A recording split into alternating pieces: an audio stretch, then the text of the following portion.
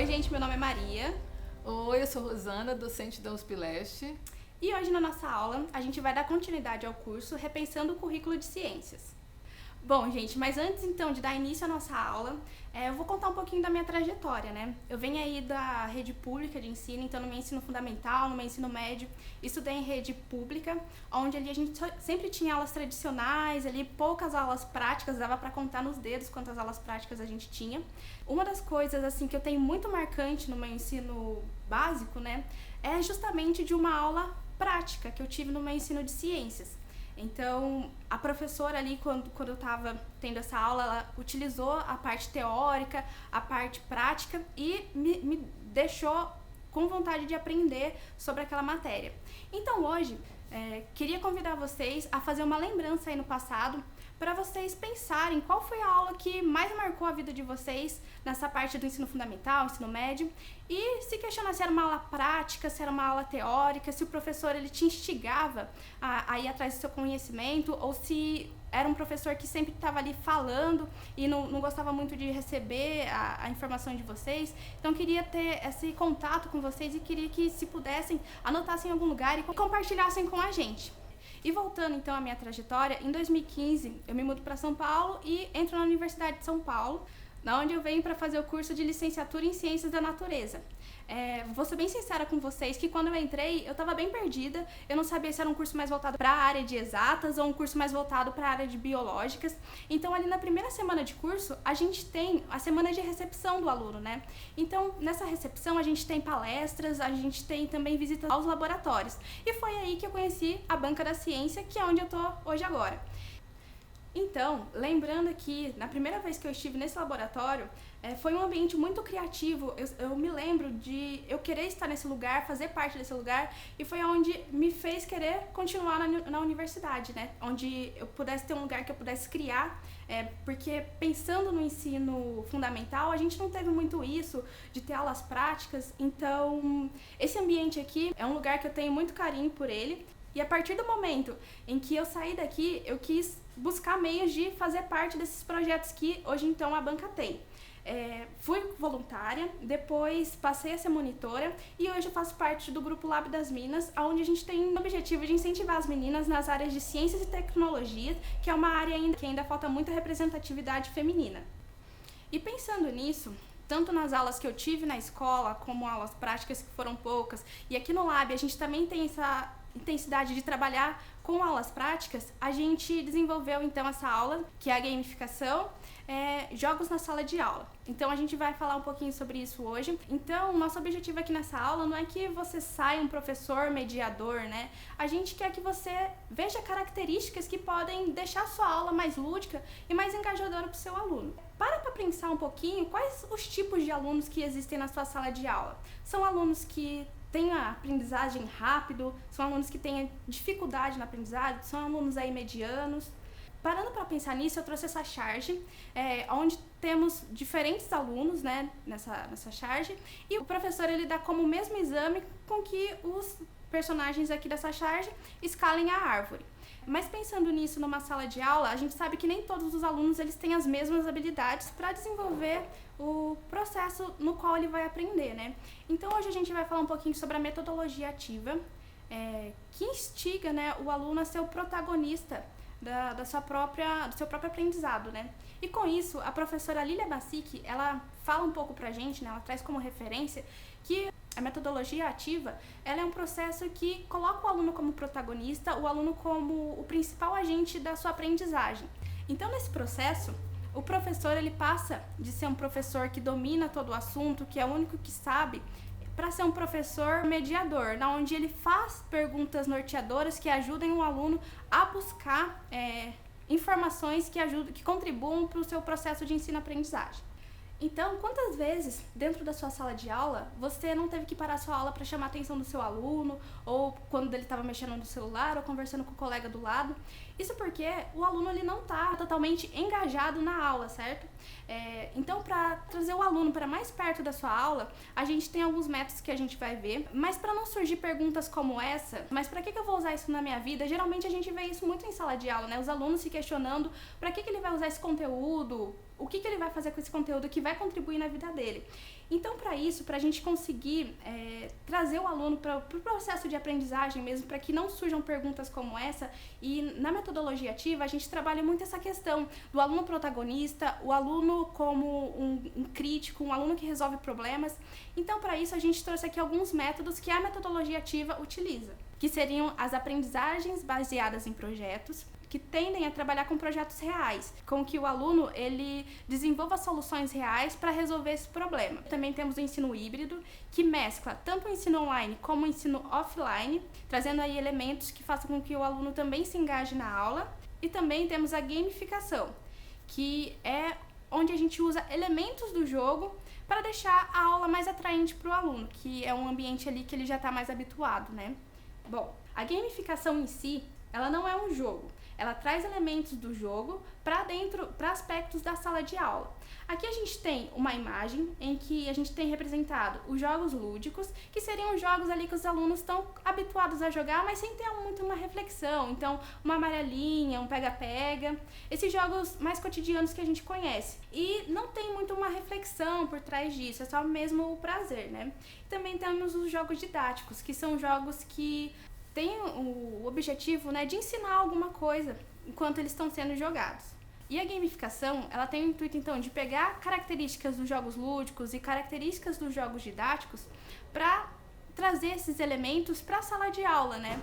Então, aqui a gente tem como alguma das características os pontos, os níveis, a parte do feedback é muito importante e a parte do erro também. Bom, e uma das habilidades alinhadas à BNCC, né, que a gente desenvolve durante essa metodologia é a interpretação de dados, que ajuda o aluno a interpretar o problema que ele está ou a atividade que ele está envolvido. Também a lógica e o raciocínio, que ajuda o aluno a criar estratégias nesse processo de aprendizagem, onde ele vai desenvolver aí métodos, né, que ele vai conseguir resolver esse problema. E o desenvolvimento da hipótese. E no desenvolvimento da hipótese, é mais para o aluno saber se ele está conseguindo atingir os objetivos ou não, quais são os percursos que ele está percorrendo e como isso pode ajudar ele, né? Então, essas são algumas das habilidades que os alunos conseguem desenvolver atrelando a metodologia ativa. E pensando na gamificação, nessa parte de trazer o aluno para perto da aula, né, a gente pensou em trazer alguns jogos para apresentar para vocês, uns até bastante conhecidos, né? Trouxe para vocês o jogo Quem Sou Eu, que a gente consegue adaptar esse jogo para trazer para a realidade da sala de aula. Então, vai depender muito da série que você está trabalhando e como você vai trabalhar isso com seus alunos, né? Você pode dificultar para cada série e também trabalhar com eles, com que eles vão fazendo perguntas norteadoras que façam com que eles aprendam durante esse processo, né?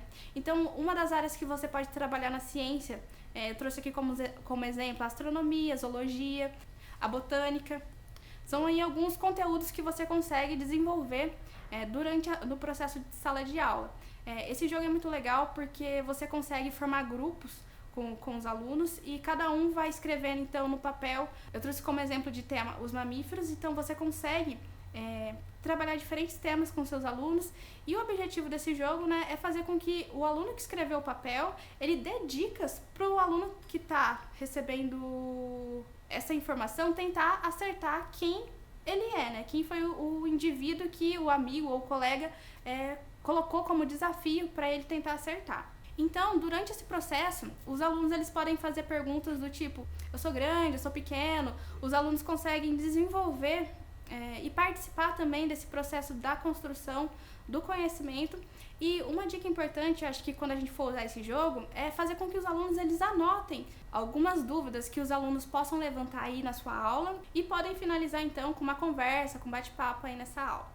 Olá, para mim é uma honra estar dividindo essa aula com a Maria, que foi minha aluna aqui na IASH, na USP Leste, no curso de licenciatura em Ciências da Natureza, no qual eu ministro várias disciplinas na área de matemática. A minha formação ela é toda na área de matemática e eu vou contar um pouquinho para vocês como que o lúdico, né, ele vem permeando as atividades que eu estou desenvolvendo aqui na IASH. Na graduação, ensinando disciplinas da área de matemática, eu eventualmente escuto algum aluno dizendo o seguinte: eu até gosto da matemática, mas ela não gosta de mim. Então, escutando isso de maneira repetida, eu comecei a pensar como que eu vou melhorar esse relacionamento dessa matemática personificada que não gosta de mim. Aí começou a entrar o lúdico na minha vida, né, como professora, educadora. As coisas vão acontecendo e atualmente, já tem um tempo até, eu sou coordenadora de uma exposição de matemática aqui na IASH que chama-se Expomat. Essa exposição ela tem um certo histórico. Parte dela veio de um acervo de uma exposição de matemática da extinta Estação Ciência. E foi desenvolvido através de alguns projetos baseado numa exposição lá na França. Então, é um projeto conjunto com pessoas da Estação Ciência aqui do Brasil, da USP, da Matemateca, do Instituto de Matemática e Estatística aqui da USP. E esses materiais, vários deles, vieram cair aqui na IASH sob a minha responsabilidade. Eu comecei a desenvolver com os meus alunos, tanto da graduação como da pós-graduação, a melhoria desses materiais, e a ideia também é aumentar esse acervo. Aumentar com jogos, com atividades lúdicas, com novos equipamentos, né? Muita coisa é do tipo mão na massa, né? Você vai pegar e vai construir o conhecimento ali. Então tem muita matemática, mas matemática envolvida com química, com física, com biologia. Essa é uma parte do meu trabalho que está com o lúdico totalmente envolvido. Eu comecei a perceber, através disso, que esses materiais eles não ajudavam não só os meus alunos da graduação e da pós-graduação, mas eles ajudavam também outros alunos do entorno, de outras escolas que vinham participar de atividades aqui. É claro que naquele momento o aluno ele não vai aprender um conteúdo específico de matemática, de química ou física. A ideia é que ele desperte para aquilo, ache interessante, veja ali exemplos de coisas que estão no cotidiano dele. E não são exemplos banais, exemplos artificiais, forçados. Ele vai manipular e entender que aqueles conteúdos estão envolvidos em várias situações do cotidiano. Um outro aspecto do lúdico também que permeia as atividades tem sido no mestrado profissional em matemática, do qual eu sou coordenadora aqui na IASH, aqui na USP Leste. Esse mestrado é um mestrado voltado, né, para professores de matemática, em especial da rede pública. E através das dissertações, os alunos podem desenvolver várias atividades também relacionadas com ensino e desenvolvimento de materiais dessa natureza também. Trago aqui então como um exemplo um jogo muito simples chamado jogo da subtração. Esse jogo você precisa de ter simplesmente algumas peças que serão colocadas num único monte sobre a mesa. Pode ser feijões, qualquer grão, palitos, tampinhas de garrafa. Ele é jogado, né, com 2 participantes e que eles jogam alternadamente. A ideia do jogo é você começa com um certo número de peças sobre a mesa. Nossa proposta aqui é de iniciar com 17 peças. E como que é a regra do jogo? Os jogadores jogam alternadamente e cada jogador deve tirar 3 peças, 2 peças ou 1 peça. Quem vence o jogo? Quem vence o jogo é o jogador, o último, o que retirar as últimas peças, ou seja, as últimas 3, as últimas 2 ou a última. Certo? É um jogo de regra fácil e de material fácil. O que é interessante nesse jogo?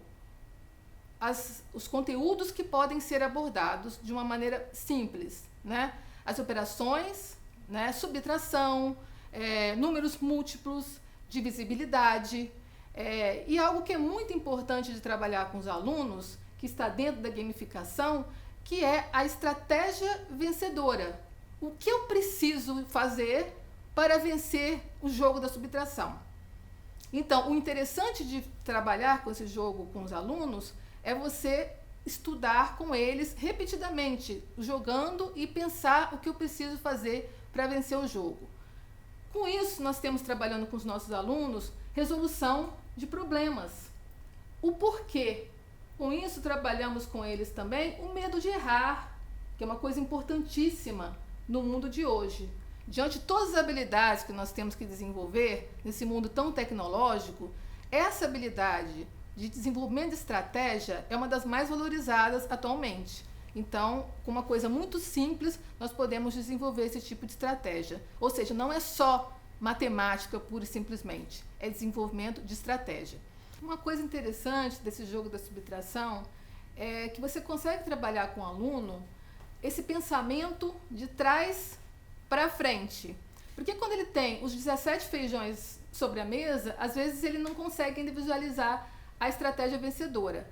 Mas facilmente os alunos observam que quando eles têm os 4 feijões sobre a mesa, e essa é a minha vez de jogar, eu claramente observo que eu sou a perdedora.